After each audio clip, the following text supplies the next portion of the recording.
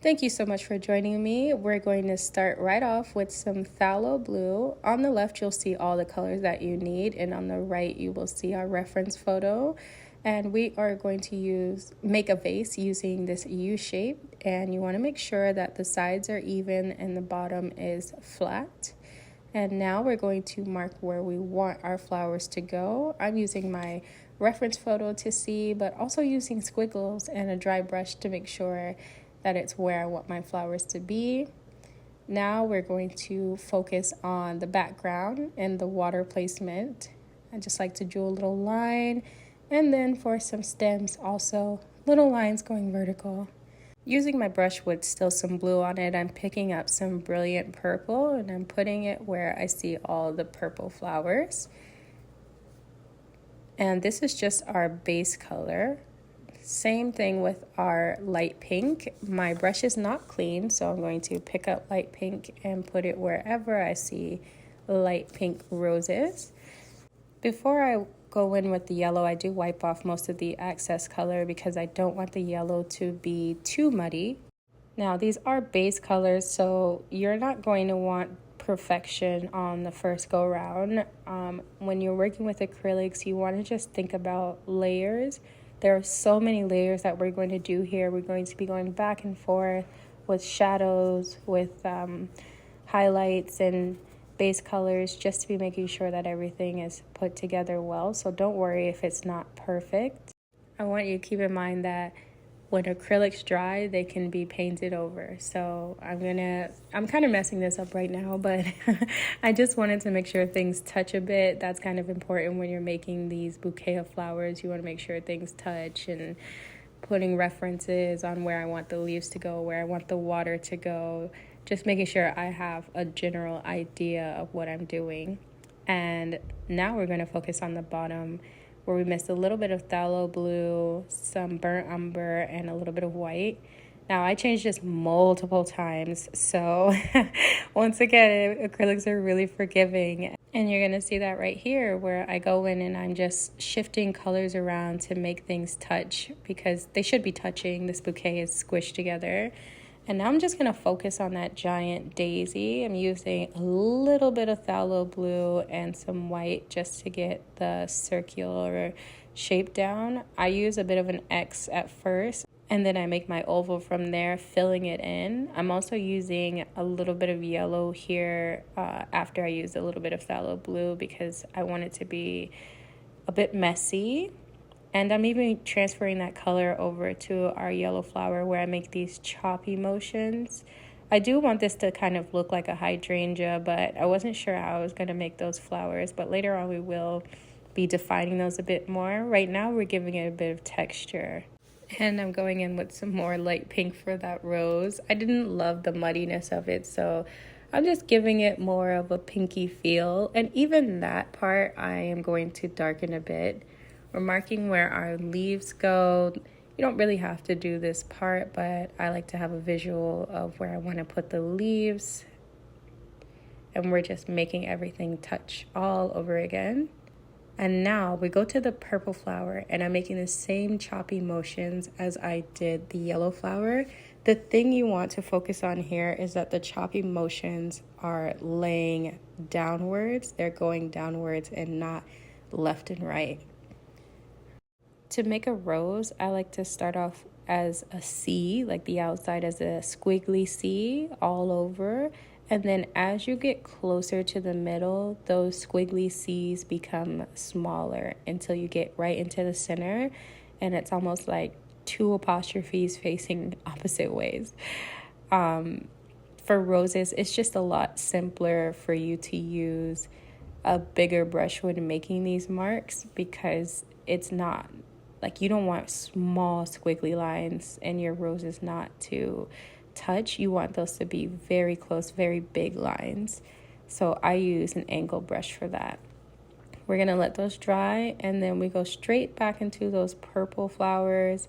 My paint is still a little bit wet, but I just blended it a little bit, and then I use a light purple and light pink mixture to blend in a little bit more. And you can see that these are still those same soft choppy strokes, except this time I'm wanting a petal to emerge. So I'm connecting random spots to see if I can make a petal emerge. And the only way that's going to happen is if you just keep adding those choppy lines and stepping back and seeing, like, does this look like a flower?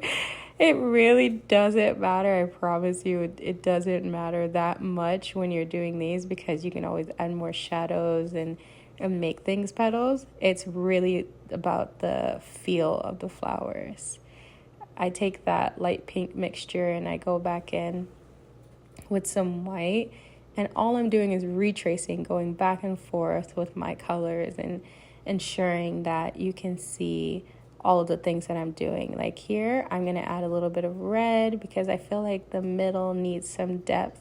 Roses do have like quite a bit of depth in the middle of their flowers.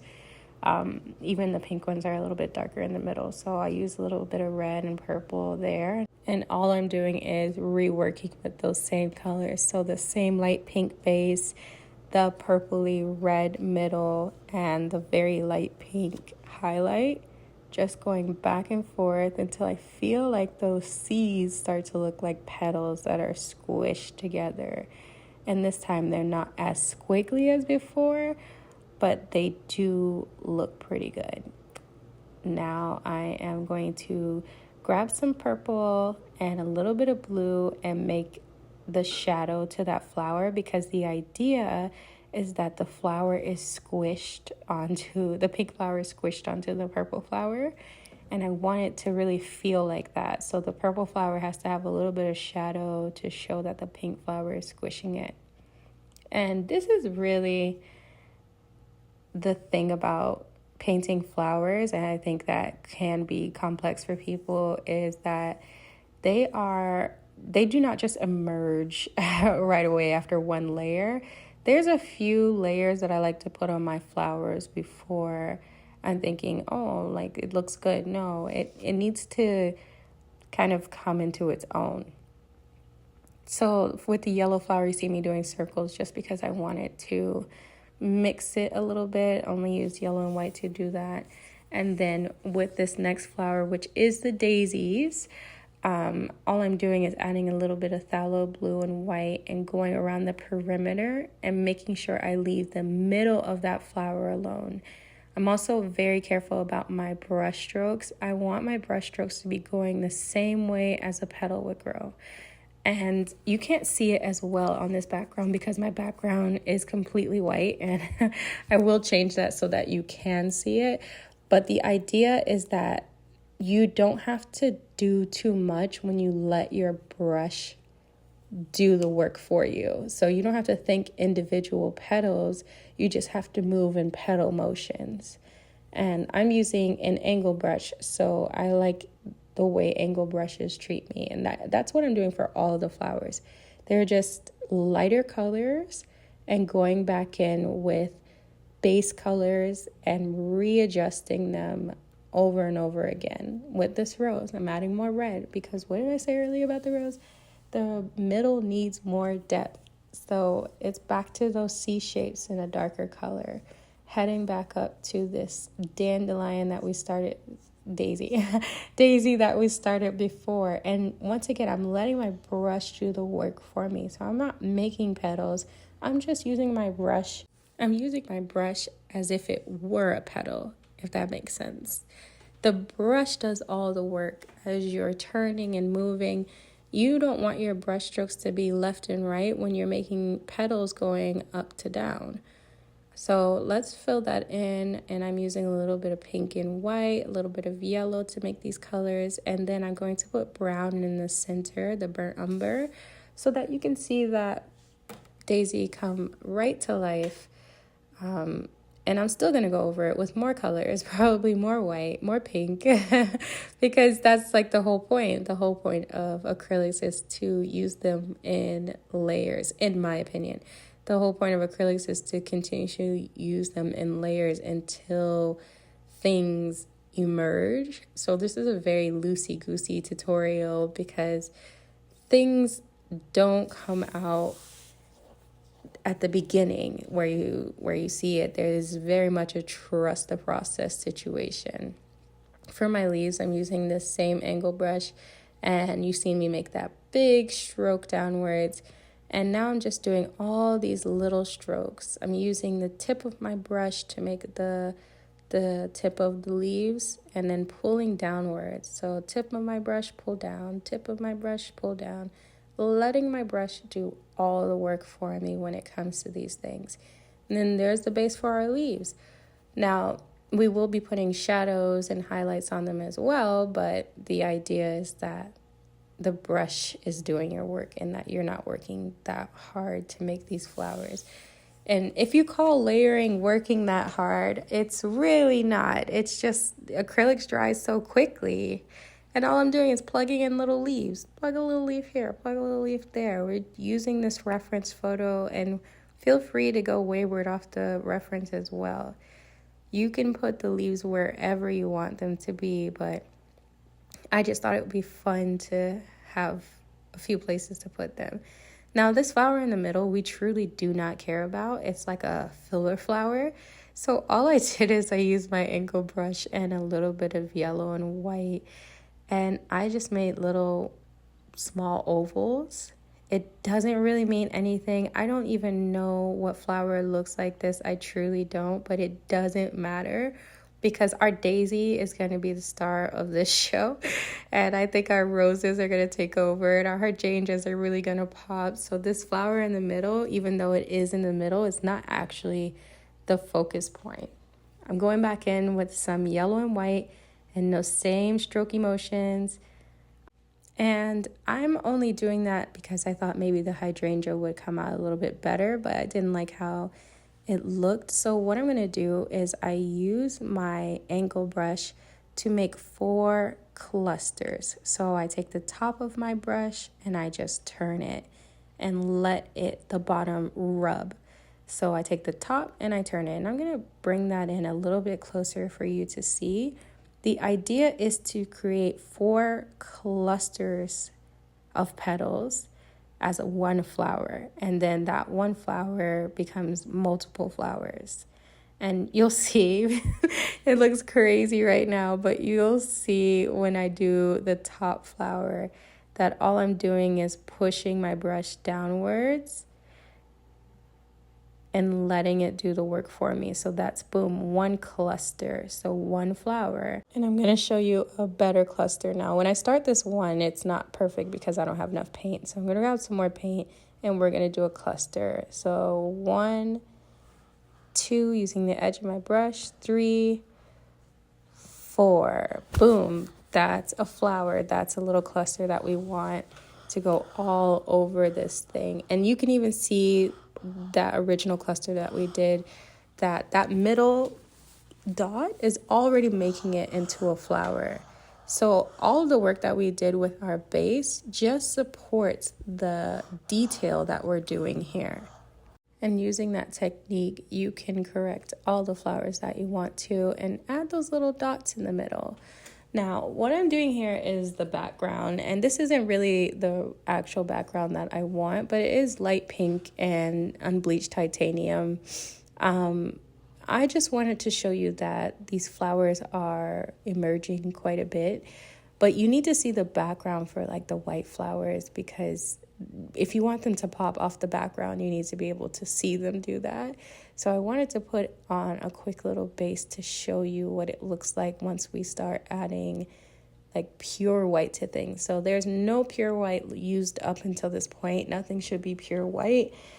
Here I am glazing these flowers. I just wanted to put a little bit of color on them so that they're pinker.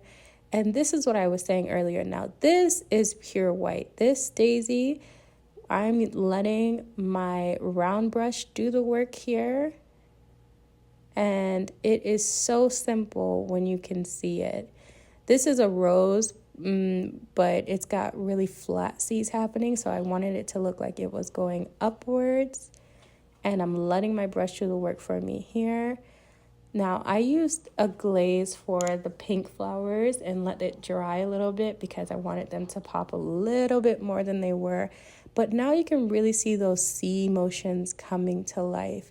And one thing I like to think about is that if there is a space, you try to block it with another petal. So you see that, like you see the spaces at the top, you kind of block those in with the petals. I hope that makes sense, because you can see the pattern kind of forming completely. And you could always think of it as like a continuous circle that breaks up as well. So hopefully that terminology helps a bit, because it's interesting when you're making a rose. I'm adding some brown to our original leaves because they looked a little too bright for my liking. This is all preference based, and when you see it, I don't know if I made a mistake doing it, but I do like that it looks a bit more earthy, a bit more flowery here. And now I'm using the real color of our background, which is unbleached titanium. I just really like that golden look that the unbleached has. And I'm carefully going over everything because right now I think the flowers look really good, but they really need something in the background to pop, and the light pink just was not doing it justice. I even go over my vase just a little bit, not a whole bunch that it takes away where I need to see where my vase connects, but a little bit, and boom, looks so cute. I'm using burnt umber to underline our vase, and then I'm using that same color, that same burnt umber, to give a little bit of an outline to our vase. Now, the blue was a huge mistake for me. I did not love it, but I do think it gave it some depth. So we're playing around here, and I'm looking at it and I'm like, don't love the blue. And then I actually start to add stripes, because at this point, just do whatever you want to do, right? Like, test everything out. Like I said, acrylics dry easily. You can really, like, if you're using a lot of paint like I am right here, you can really mix it. Look how nice that looks mixed really well. I like it, but I don't like it. And I kind of covered up my base a little bit. So, don't go too ham like I did. But I'm going to wind up covering up that whole thing anyway because I wanted to play. I wanted to see what it looked like. And I'm using that light blue color to put everything into motion. Now, this is mostly brown, but it also is a bit of green for our stems. And I didn't want my stems to go straight down. I want my stems to look like they're in a piece of glass. So I'm curving them and making sure that the bottoms don't go completely straight. I'm interlocking them because that's what flowers do. They interlock, they touch, they get squished together. Sometimes there's no space in the middle, so sometimes there's a random leaf or whatnot. You can put a random leaf if you wanted to, but it looks really cute. And I'm like, oh, this is where I see it, where I'm like, oh, I hate this blue, but I press on because why not? I'm making a waterline here. At this point, I'm using pure white. I'm making a little glass line. I'm making a water line. My colors are still a little bit wet, so it takes on that a little bit. And then I water down my white just a little bit to make my glass look like glass, so that it's a little transparent and not just colors popping off a page, but making the stems look like they're in water. It's very easy to do. And then even when you're making a stem look like it's in water, all those colors that you have are reflections of water. So you can add those colors as little dashes. You'll see me do that at some point. But you want to add those colors into the vase as well. You want the vase and the glass and the water to reflect those colors. So that's why I'm adding white for now. And then you're going to see me add pink and purple and maybe green. I can't really remember, but you guys can go over it and over it and over it until it's to my liking. Now I am darkening the bottom because I want my vase to have a bit of a shadow. I tried to do a reflective surface. Once again, not a fan, and I think maybe not too much reflections considering that we have a glass vase, and I did not want to take that away. But just so you know, shadows kind of have like a core shadow, which is really, really harsh, like a really harsh color. And then it has, like as it goes out, it gets a little bit lighter. But the core shadow is right at the base, that really dark line that you see right at the base. And then I like to feather that out just a little bit, and make the end of it a little bit lighter. This is where some of that color comes in of the surrounding area. So you're going to see some blue. And depending on the background color that I choose, you're going to see a few more things. I have decided I hate the blue. And now I'm going to do stripes. I'm thinking red stripes because it's really going to make it pop a lot more. But I need you to know that once you choose a stripe direction, you must keep going with that. Try not to switch it up at the very end. I mean, you can switch it up at the very end, but just remember that your vase is glass, so it's going to have to reflect in that as well.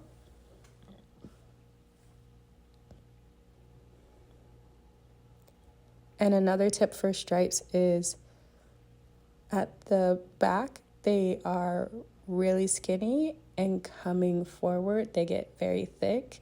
That's a little too thick for my liking, but it gets a little thick, and it's all correctable. So once I put the red in, I'm probably just going to correct a little bit more of that so that it's nice and cute.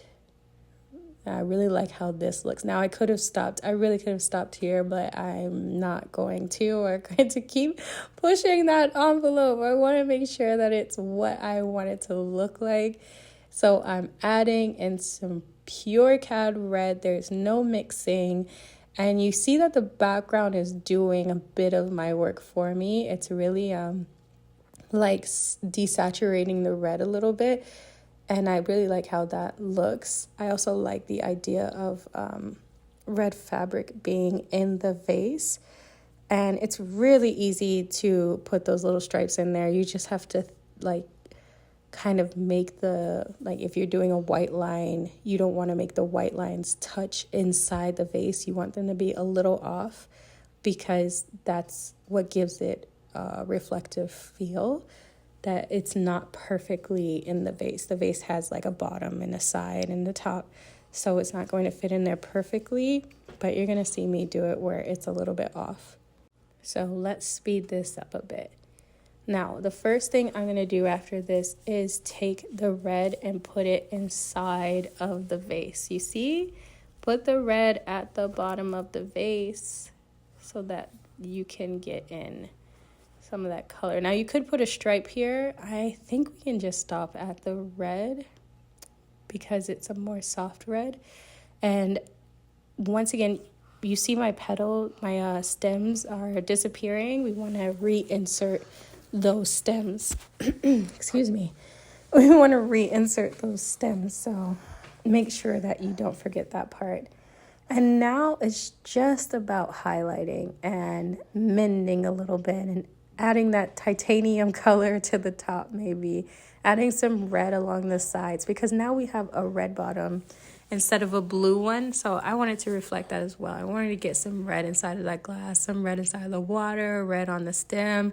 There's never too much red, especially when you're doing this. I did add a little bit of highlights to the colors as well because I don't think everything should be perfect. And I think that's what makes a really good bouquet. It just isn't everything's so sharp and straight. Things are a blur. And I really hope you enjoyed this tutorial. It's definitely not like how I would teach it in a class because there's a lot of editing going on here and I didn't really want to take up too much of your time. But it is an idea of you playing with acrylics that I wanted you to get to it. Now, I do have a course coming out, and it's only $1, so it's not like I'm trying to rob you. If you really want to learn how to paint and use colors, and, you know, I have even some small assignments where you go off and you paint a bird or you do some color matching. If you want to join that, be sure to let me know. I will link it in my bio. And I hope that you guys had a wonderful time with this. And I hope that you continue to play with your acrylics. Like, nothing has to be set in stone. And that's why I love using this medium. I wish you a great day. And I will talk to you soon. Make sure you leave a comment. Make sure you leave a like. Okay? Like, if you guys want more tutorials like this too, let me know. Please ignore what I'm doing here because I actually hated this part, but please ignore that. And yeah, have a great day, guys. Bye-bye.